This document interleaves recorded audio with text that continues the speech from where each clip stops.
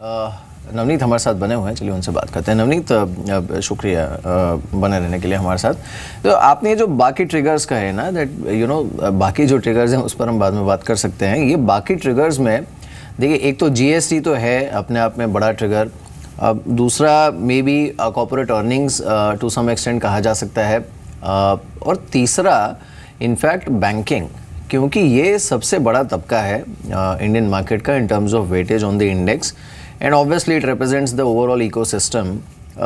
Banking stocks पर नवनीत आपका view क्या है इस समय?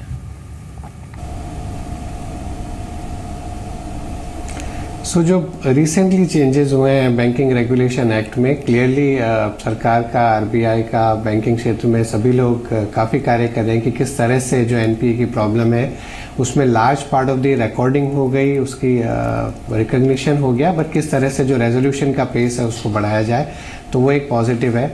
अगर देश में अफोर्डेबल हाउसिंग और अगर हाउसिंग सेक्टर को बढ़ावा मिलता है after the real estate regulatory authority, तो जो भी कंपनियां मोर्गेजेस में हैं या जो अगर कंज्यूमर क्रेडिट बढ़ रही है तो जो कंज्यूमर क्रेडिट में है, तो पूरा स्पेस फाइनेंशियल्स का हम लोग क्रेडिट ग्रोथ देखते हैं, वो भले ही 4-5% हो, अगर काफ़ी साल के लो लेवल पे है, बट ओवरऑल क्रेडिट ग्रोथ देखें, अगर बॉन्ड मार्केट को ऐड करें, ओवरऑल रिटेल क्रेडिट को ऐड करें, तो वो इतनी बुरी नहीं है।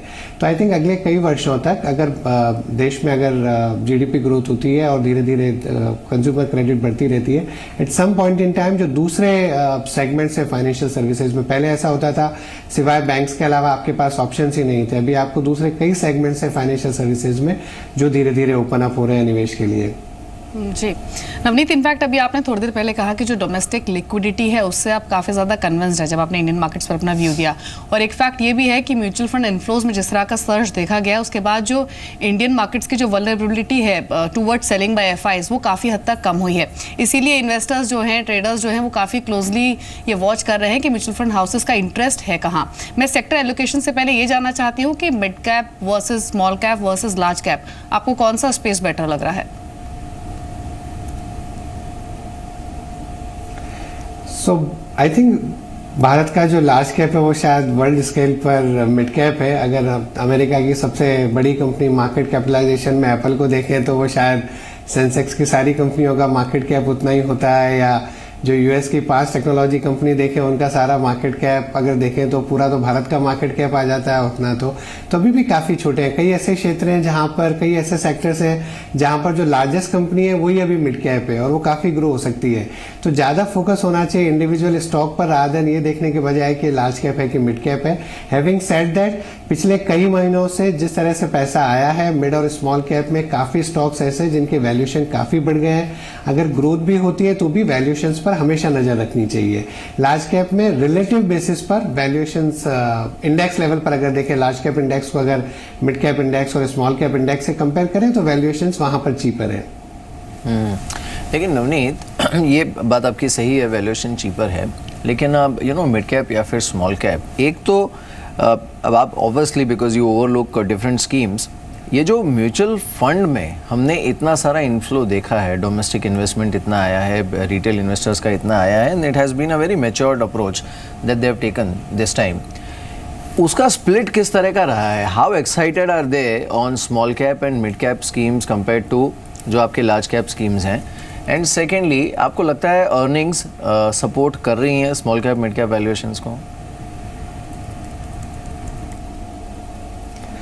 जो पैसा आया म्यूचुअल फंड में पिछले कई वर्षों में, तो आप लोगों ने जो रोल अदा किया है, मीडिया ने, जो एडवाइजर्स ने, डिस्ट्रीब्यूटर्स ने रोल अदा किया है, बैंक्स ने रोल अदा किया है, रेगुलेटर्स ने जो काम किया है, पॉलिसी मेकर्स ने, इंडस्ट्री बॉडी ने, इंडस्ट्री ने, सब म्यूचुअल फंड्स ने, सब ने मिलकर जो काम किया है, उससे एक अच्छी चीज़ ये हुई है कि जो निवेशक हैं वो ऐसा आज का पैसा बन जाए अगले 3 महीने में या 6 महीने में, वो नहीं देख के long term goal based planning कर रहे हैं, लॉन्ग टर्म एसेट एलोकेशन कर रहे हैं, सही तरह के फंड चूज कर रहे हैं। तो ज़्यादातर पैसा जो आया वो डाइवर्सिफाइड एक्विटी फंड्स में आया, जहाँ पर आप लार्ज कैप भी खरीदते हैं, मिड कैप भी खरीदते हैं, मल्टी कैप फंड्स में पैसा आया, लार्ज कैप फंड्स, सभी तरह के फंड्स में पैसा आया। ऑब्वियसली जहाँ पर मार्केट कैप कम है, स्मॉल कैप और मिड कैप, और अगर रिटेल इंटरेस्ट वहाँ ज़्यादा है, तो कई स्टॉक्स ऐसे हैं जो काफ़ी ज़्यादा बढ़ गए हैं। मे बी ग्रोथ की उम्मीद भी कई जगहों पर लार्ज कैप से ज़्यादा है तो वो स्टॉक ज़्यादा बढ़ गए हैं, बट आई थिंक फ्लोज की वजह से खाली वो बढ़ गए, ऐसा नहीं है।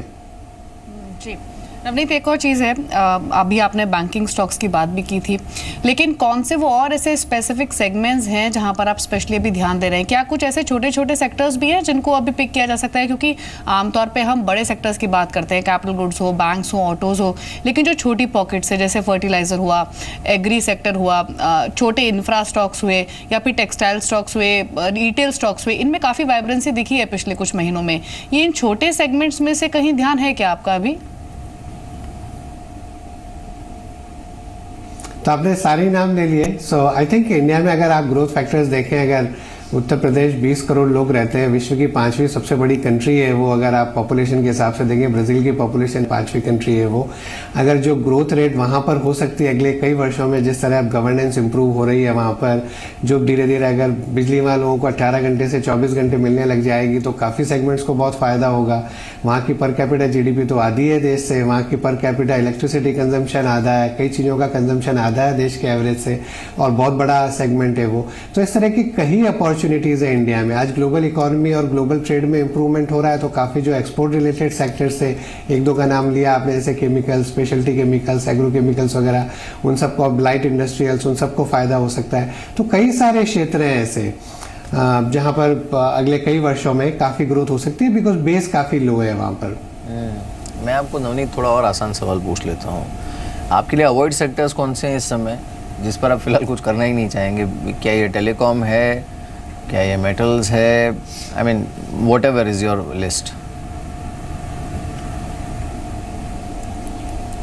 सो कुछ ऐसे थे इनमें से जिनका आपने नाम लिया, जो कुछ महीनों पहले तक या कुछ क्वार्टर्स पहले तक शायद नहीं लेने वाले सेक्टर थे, बट इंक्रीमेंटली उनमें भी अगर लाइक टेलीकॉम सेक्टर आपने बोला कंसोलिडेशन हो रहा है तो उसको शायद दूसरे नज़रिए से देखना पड़ेगा, या मेटल्स में भी जिस तरह से ग्लोबल मेटल प्राइजेस ऊपर गए, ऑफकोर्स स्टॉक्स काफ़ी रन अप हो गए।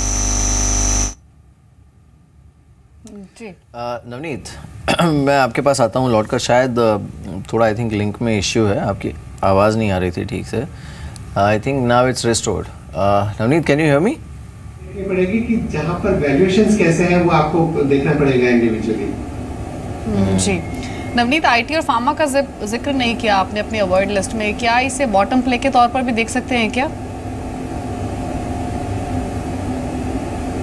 सो रिलेटिव जब डोमेस्टिक सिक्लिकल्स अच्छा कर रहे हैं, वहां पर ग्रोथ रेट ज्यादा है और इन क्षेत्रों में ग्रोथ कम है, या फार्मा सेक्टर्स में उनके ओन सेट ऑफ इश्यूज थे US FDA के, या the margin compression in US वगैरह, बट ग्रोथ बाकी है इंडिया में। दोनों क्षेत्र में इंडिया के सर्टेन एडवांटेजेस हैं, चाहे हो सकता है मार्जिन थोड़े टाइम प्रेशर में रहे, इन कंपनीज में, ज्यादा कंपनीज में डेट नहीं है।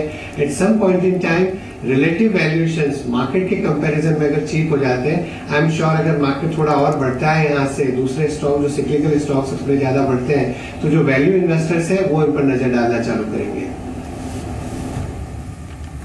जी इनफैक्ट नवनीत, आपसे बातचीत करेंगे। अभी थोड़ी देर पहले हमने बैंकिंग स्टॉक्स की बात की थी और आज हमने इंडियन IDBI बैंक की और देना बैंक की ओपनिंग भी देखी है। नंबर्स काफ़ी ख़राब आए हैं और जो नंबर्स जारी किए गए हैं उसमें हमने देखा है कि जो घाटा है वो तो बढ़ा ही है और one of the worst performance bank ने पोस्ट की है। बैंक के चेयरमैन और MD अश्विनी कुमार से एक्सक्लूसिव बातचीत हुई।